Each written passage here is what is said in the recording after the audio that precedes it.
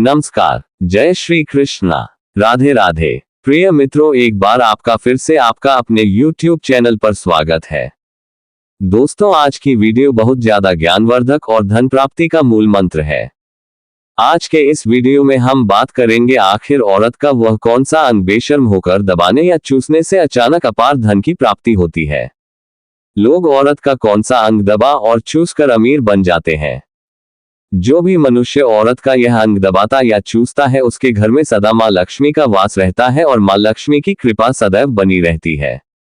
तो दोस्तों, आज के इस वीडियो में हम बताएंगे औरत का वह कौन सा अंग जिसे हर पुरुष को दबाना या चूसना चाहिए। नमस्कार दोस्तों, आप सभी का स्वागत है आज की इस बेहद ही ज्ञानवर्धक जानकारी भरी वीडियो में। दोस्तों, आपको पता चल ही गया होगा कि आज की वीडियो में हम क्या सीखने जा रहे हैं। दोस्तों, चैनल को सब्सक्राइब करें और हर हर महादेव लिखना ना भूलें। साथ ही इस वीडियो को जो लाइक और सब्सक्राइब करे, लक्ष्मी मां उसके घर पर सदा कृपा दृष्टि बनाए रखें। दोस्तों, एक बार की बात है, एक गांव में शिव नाम का व्यक्ति रहता था। वह अपनी पत्नी से बहुत ज्यादा परेशान था, क्योंकि उसकी पत्नी बात बात पर हमेशा उसे ताना मारा करती थी। तुम्हारे पास है ही क्या, घर में खाने तक को कुछ नहीं है। दोस्तों, उसके घर में बिल्कुल कंगाली छा गई थी। एक भी रुपया नहीं था और उसके घर में खाने के लिए अन्न का एक दाना तक नहीं था। दोस्तों, एक तो घर में खाना नहीं, ऊपर से पत्नी का ताना। 1 मिनट 28 सेकंड। वह बहुत परेशान हो गया। उसे समझ नहीं आ रहा था मैं क्या करूं। एक दिन की बात है, शिव अपने घर से एक सुनसान रास्ते पर निकल गया। वह उस सुनसान रास्ते पर चल ही रहा था कि उसे एक साधु तपस्या करते हुए दिखाई दिए। वह उनके पास जाकर बैठ गया। जब साधु ने अपना तप खत्म किया तो शिव उनके सामने रोने लगा। साधु ने शिव से कहा, पुत्र, तुम्हें क्या दिक्कत है? तुम क्यों रो रहे हो? आखिर तुम्हें क्या परेशानी है? तब शिव ने साधु महाराज से कहा, हे महाराज, मेरी एक पत्नी है जो कि मुझे रोजाना ताना मारती है। मैं गरीब हूं तो मैं क्या करूं? कितना भी कुछ कर लूं लेकिन धन कमा ही नहीं पाता हूं। अभी तक एक छोटा सा धंधा था, वह भी पत्नी के क्लेश की वजह से चौपट हो गया। वह दिन रात मुझसे झगड़ा करती है। अब तो मैं दाने दाने के लिए परेशान हो गया हूं। हमारे घर में खाने के लिए कुछ भी नहीं है, इसके अलावा पहनने के लिए वस्त्र भी नहीं है। लेकिन मैं अपनी पत्नी को समझता हूं कि वह मुझे ताने न मारे, मुझसे झगड़ा न करे, लेकिन वह बिल्कुल भी नहीं मानती। साधु जी, इसी वजह से मैं बहुत ज्यादा परेशान हूं। इसी वजह से मैं घर छोड़कर यहाँ आया हूँ। वह साधु जी कहते हैं, रहमत बेटा, मैं तुम्हें ये काम बताने जा रहा हूँ। तुम्हें औरत का सिर्फ यह अंग बेशर्म होकर कर दबा या चूस लेना है। अचानक तुम्हारे घर में धन की प्राप्ति हो जाएगी। तुम देखते ही देखते अमीर बन जाओगे। साधु जी कहते हैं, जो भी पुरुष औरतों का यह अंग दबाता या चूसता है, उसके घर में कभी भी धन की कमी नहीं रहती है और ना ही उसके घर में लड़ाई होती है, या जो भी व्यापार करता है उसमें हमेशा तरक्की होती है। साधु जी ने कहा, अब मैं तुमको औरत का वह अंग बताने जा रहा हूं। इसे ध्यान से सुनना और अपने जीवन में इस पर जोर करना। तब शिव साधु जी महाराज की बातें बहुत गौर से सुनता है और कहता है, जितना जल्दी हो सके मुझे ये बता दो। दोस्तों, तभी साधु जी महाराज उस आदमी को एक कहानी सुनाते हैं और बताते हैं, एक नगर में एक किसान रहता था। उसके बहुत सारे खेत थे जिस पर वह दिन रात मेहनत करता था। उसके घर में किसान और उसकी पत्नी रहा करते थे। उस किसान और उसकी पत्नी ने आपस में बहुत ज्यादा प्रेम था। उसके घर में किसी भी प्रकार की लड़ाई झगड़ा या क्लेश नहीं होता था। इसी वजह से उसके घर में सदैव मां लक्ष्मी का वास रहता था और उसके खेतों में इतनी ज्यादा पैदावार होती थी कि वह दिन प्रतिदिन और अमीर होता जा रहा था। उस किसान और उसकी पत्नी ने इतना प्रेम था कि आसपास के लोग उन्हें देखकर जल जाया करते थे। धीरे धीरे उसके पूरे गांव के लोग जान गए, किसान और उसकी पत्नी में बहुत ज्यादा प्रेम है। धीरे धीरे यह बात उस नगर के राजा तक पहुंच गई। दोस्तों, किसान और उसकी पत्नी की बात जब राजा के पास पहुंचती है तो राजा भी उसके प्रेम की काफी ज्यादा तारीफ करते हैं। वह सभी से बताते हैं कि हमारे नगर में एक किसान और उसकी पत्नी रहते हैं जिनमें कभी भी लड़ाई झगड़े नहीं होते हैं। उन दोनों में आपस में इतना प्रेम है कि मैंने ऐसा अपनी जिंदगी में कभी भी नहीं देखा। एक बार की बात है, राजा पूरे नगर में ढिंढोरा पिटवाते हैं कि इस नगर में जितने भी लोग हैं वह सभी अपने घर में घी का दिया जलाएंगे। राजा की पत्नी पूछती है कि आप ऐसा क्यों कर रहे हैं? सबके घर में घी का दिया क्यों चलवा रहे हैं? राजा अपनी पत्नी की बात सुनकर कहते हैं, दीपक प्रेम की निशानी होता है। जिसके घर में घी का दीपक जलता है, उसके घर में सदैव प्रेम बना रहता है और मैं चाहता हूं कि जो प्रेम किसान और उसकी पत्नी के घर में है वो हमारे पूरे नगर में रहे, पति और पत्नी के बीच। इसीलिए मैं हर घर में दीपक चलवाना चाहता हूं। दोस्तों, राजा के सैनिक जाते हैं और हर जगह नगर में डोंडी पीट देते हैं और कहते हैं सभी के घर में रात भर घी का दीपक जलाना चाहिए। दोस्तों, राजा की बात मानकर सभी नगरवासी अपने घर में दीपक जला देते हैं, लेकिन जैसे ही आधी रात होती है सभी के घर के दीपक भूल जाते हैं। लेकिन किसान के घर का दीपक वैसे ही जलता रहता है। दोस्तों, दीपक हमेशा किसान की पत्नी जलाती थी, लेकिन उसकी बात नहीं मानती थी। वह हमेशा अपनी मनमानी करती थी। उसका जो भी मन करता था वह वही काम करती थी। लेकिन किसान को इस बात से कोई भी दिक्कत नहीं होती थी, क्योंकि किसान बहुत समझदार था। किसान सोचता था यदि मैं अपनी पत्नी को रोक टोक करूंगा तो घर में बेवजह ही लड़ाई झगड़ा होंगे। इसी वजह से कई चीजें किसान अपनी पत्नी की यह बातें अनदेखा करता था। किसान इस वजह से अनदेखा करता था कि उसके घर में प्रेम बना रहे। राजा अपने महल में चढ़कर पूरे नगर का नजारा देख रहे थे। उन्होंने देखा कि सारे नगर में किसी के घर में दीपक नहीं चल रहा है, लेकिन किसान के घर में दीपक जल रहा है। तब राजा अपनी रानी से बोलता है कि देखो, किसान और उसकी पत्नी के घर में दीपक जगमगा रहा है, लेकिन पूरे नगर में कहीं भी दीपक नहीं जल रहा है। इसी से पता लगता है कि किसान और उसकी पत्नी में कितना प्रेम है।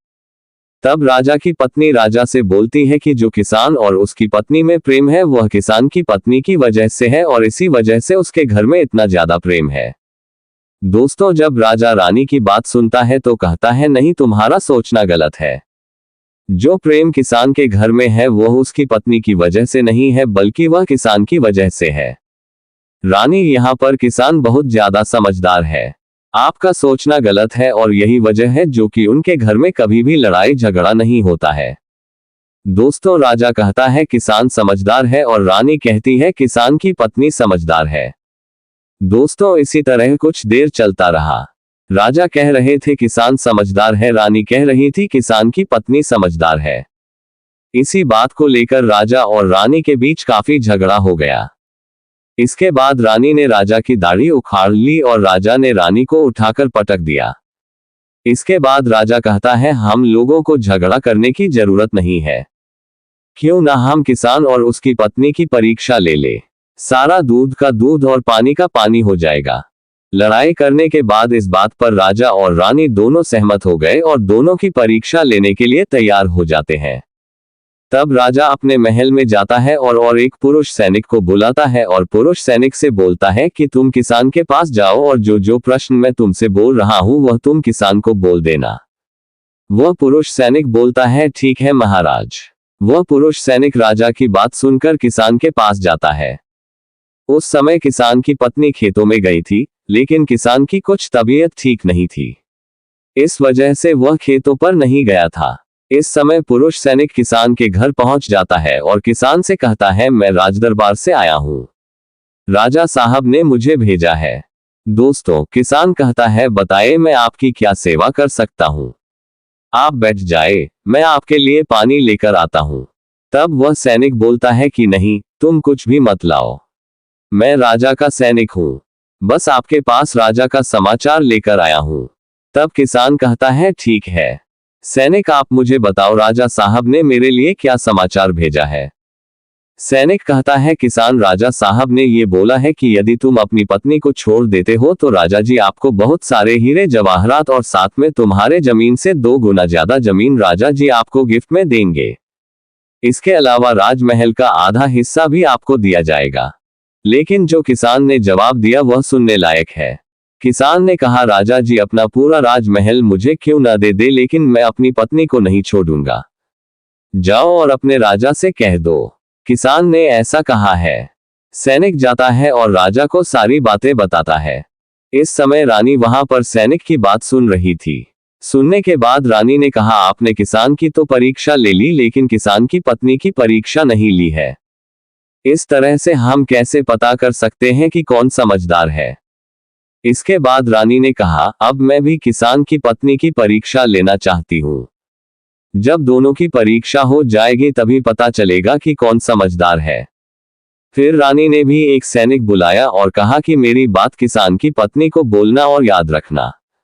ये बात तभी बताना जब किसान वहां पर ना हो। सैनिक ने पूछा कि रानी क्या बात बतानी है, वो तो बताओ। तो रानी ने सैनिक को सारी बात बता दी। सैनिक किसान के घर जाता है और उसके घर में आवाज लगाता है तो उसके घर से किसान की पत्नी निकलकर आती है और कहती है, बताओ क्या हुआ, क्यों ढिंढोरा पीट रहे हो। तो सैनिक ने कहा कि राजमहल से आया हूं, मुझे रानी ने भेजा है। किसान की पत्नी ने कहा, बताओ किस लिए आए हो। तब सैनिक ने कहा, रानी ने बोला है, यदि तुम अपने पति किसान को मार देती हो तो आपको बहुत सारे हीरे जवाहरात रानी आपको देंगी और साथ में राजमहल का आधा हिस्सा भी आपको मिलेगा। इसके अलावा जितनी भी आपकी जमीन है वह तो आपकी रहेगी ही, लेकिन उसकी 2 गुना जमीन भी रानी आपको देगी। यह बात सुनकर किसान की पत्नी तैयार हो जाती है, कहती है, ठीक है, यदि मुझे इतना कुछ रानी साहिबा देंगी तो मुझे मंजूर है, मैं अपने पति को मार दूंगी। तब सैनिक पूछता है कि रानी को कैसे पता चलेगा कि आपने अपने पति को मार दिया है। तभी किसान की पत्नी बोलती है, मेरे घर में जो दीपक जल रहा है, जब मैं किसान को मार दूंगी तो उसे बुझा दूंगी, तभी आपको पता चल जाएगा कि मैंने किसान को मार दिया है। सैनिक किसान की पत्नी की बात सुनकर राजमहल जाता है और रानी को सारी बात बताता है। किसान की पत्नी की बात सुनकर रानी बहुत अचंभित हो जाती है।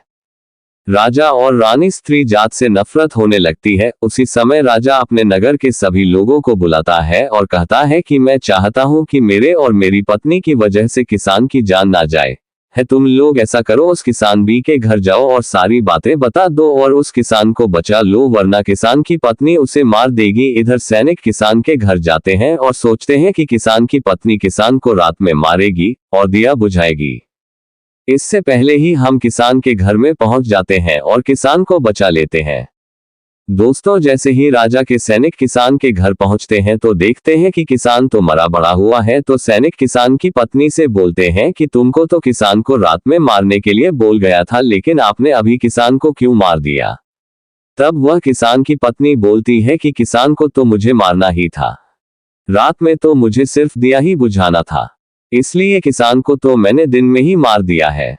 सभी सैनिक तुरंत ही किसान के घर से दौड़े दौड़े जाते हैं और राजा रानी को सारी बातें बताते हैं। राजा और रानी क्रोध से आग बबूला जाते हैं। इसके बाद राजा और रानी किसान की पत्नी को बंदी बनाकर लाने के लिए अपने सैनिक से कहते हैं। सैनिक जाते हैं, किसान की पत्नी को बंदी बनाकर ले आते हैं। राजा किसान की पत्नी से पूछता है, ऐसा तुमने क्यों किया, तुम लालची औरत हो, तुम्हें पैसों से प्यार है। तभी किसान की पत्नी ने जवाब दिया और बताया कि मुझे तो किसान को पहले ही मारना था, वह तो मैं कोई बहाना ढूंढ रही थी, क्योंकि किसान की आदत बहुत खराब थी, वह मेरे साथ बहुत खराब व्यवहार किया करता था। तो राजा ने कहा, ऐसा क्या करता था किसान। तो किसान की पत्नी ने जवाब दिया, वह मेरे नाक का ऊपरी हिस्सा अपनी उंगली से हमेशा दबाया करते थे। इसके अलावा किसान एक काम और मेरे साथ करता था, वह किसान मेरे कान का पिछला हिस्सा अक्सर अपनी जीभ से स्पर्श किया करता था। राजा ने पूछा, ये बताओ, जब आप लोग गरीब थे तब क्या किसान आपके साथ ये काम करता था। तो किसान की पत्नी बोलती है, नहीं महाराज, तब ऐसा नहीं करता था। तब राजा ने कहा, मैं समझ गया कि किसान ऐसा क्यों करता था। उसी समय साधु जी ने शिव से पूछा, तुम्हें कुछ समझ में आया, औरत का कौन सा अंग दबाने तथा चूसने से लोगों को अचानक धन की प्राप्ति होती है। तो शिव ने कहा है, शादिब जी, मुझे अभी समझ में नहीं आया। तभी साधु जी कहते हैं, अगर अभी समझ नहीं आया तो मैं फिर से आपको बताता हूँ। किसान अपनी पत्नी के साथ पहला काम करता था, वह है उसके नाक के ऊपरी हिस्से को अपने उंगली से दबाता था। तो जिस भी मनुष्य के घर में पैसों की किल्लत है, उसे अपनी उंगली से औरत के नाक के ऊपरी हिस्से को जरूर दबाना चाहिए। दोस्तों, औरत के नाक के ऊपरी हिस्से को बहुत शुभ माना जाता है। इसी वजह से जो ये काम करता है वह हमेशा धनवान पुरुष बन जाता है। दूसरा काम है, जो भी पुरुष औरत के कान का पिछला हिस्सा अपने जीभ से स्पर्श करता है, उसके किस्मत के द्वार खुल जाते हैं, उसे अचानक धन की प्राप्ति होती है। ऐसा इसलिए होता है क्योंकि औरत के कान के पिछले हिस्से में माता लक्ष्मी का वास होता है। जब आप ऐसा करते हैं तो माता लक्ष्मी आपसे प्रसन्न हो जाती है और आपको अपार धन देती है। और आपने एक बात तो जरूर सुनी होगी, औरतें माता लक्ष्मी का रूप मानी जाती है। इसी वजह है इस संसार में जो भी मनुष्य या दो पवित्र काम करता है उसका घर धन से भर जाता है, जो कि इस कहानी में किसान भी अपनी पत्नी के साथ करता था। लेकिन आप जब भी ऐसा काम करें तब आपको अपनी पत्नी को पूरी बात बता देनी चाहिए, अन्यथा आपके जीवन में इसी तरह अनंत भी हो सकता है। दोस्तों, आज का ज्ञानवर्धक वीडियो कैसा लगा कमेंट करके जरूर बताएं, और हाँ, कमेंट में हर हर महादेव लिखना ना भूलें। धन्यवाद।